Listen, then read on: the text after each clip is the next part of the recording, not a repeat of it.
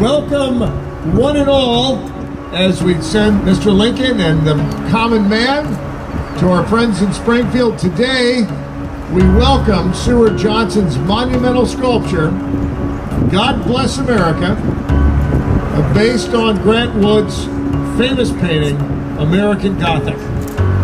Here, surrounded by the richest, most productive farm ground in the world, Peoria is a good place to have this sculpture.